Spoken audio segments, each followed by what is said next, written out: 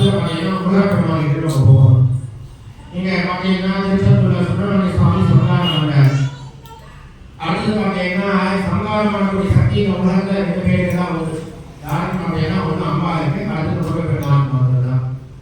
சக்தி 6 நாள் வந்து விரதம் இருந்து சுவாமி வந்து திருச்செந்தூர்ல வந்து பார்த்தீங்கன்னா சங்காரம் பண்ணார். நம்மளும் அந்த நேரத்தில் எல்லாரும் விரத காட்டையெல்லாம் பண்ணிட்டு இருக்கோம்.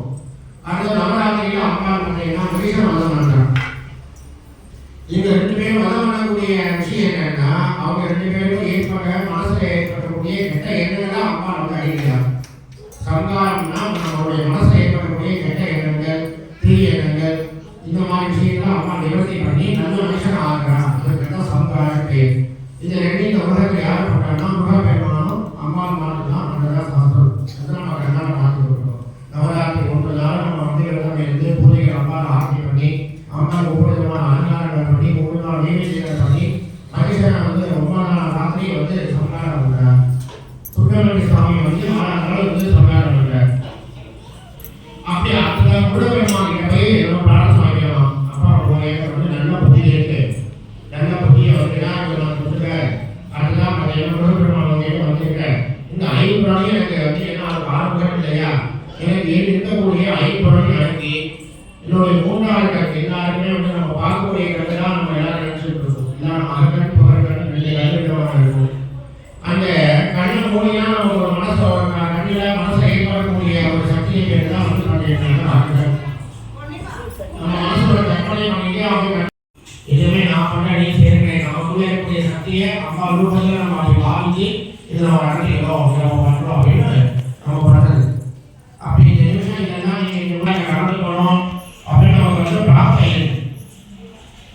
கோபுர தரிசனம் கோடி புண்ணியம். ஒரு கோவிலுடைய கோபுரத்தை வந்து தரிசனம் பண்ணினாலே கோடி புண்ணியம் நமக்கு வேணுது.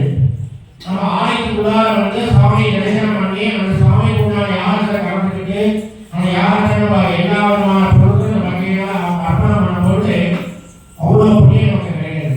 ஒவ்வொரு மனிதனும் 7 ஜென்மம் மகாகணபதி பூஜா கரிசே ஆலோசை விஜயேஸ்வர பூஜா கரிசே அசலானே ருதுரோஜஸ்ய அமோகஸ்தரிஸ்ய ஓம் கணாநாஹித்வா யவதி குந்தமாமஹே விக்ரமேனாவசுஜபத்ரமணி சேண்டாரம் பிரம்மணாம் பிரம்மஸ்பதாஸ்ரண்ணம் மோதிஸ்திகராஜனம் அஸ்மின்னே அஞ்சாமின்னே உமம் மகாகணபதி ஞானாமி மகாகணபதே நமः ஆவாஹயாமி ஆவாகனே தாமனே சங்கிராஜனே சங்கிரோகனே விப்ரஞ்சனே அவகுண்டனே ஏனம் பாரத்ய பாதாமுலமுத்ராம் உடனேனே மகாகணபதே நமஸ்காராமி ஸ்நானானந்த மார்பணி சமர்ப்பயாமி வஸ்திராணி ஆபரணாணி அலங்கரணாணி அக்ஷதாம் சமர்ப்பயாமி அலங்கரணாணி கண்டாம் தாரயாமி குங்குமவிலேபம் சமர்ப்பயாமி அக்ஷதாம் சமர்ப்பயாமி புஷ்பமாலிகாம் சமர்ப்பயாமி புஷ்பைः சம்போதயாமி ஓம் சுமகாய நமः ஓம் ஏகதண்டாய நமः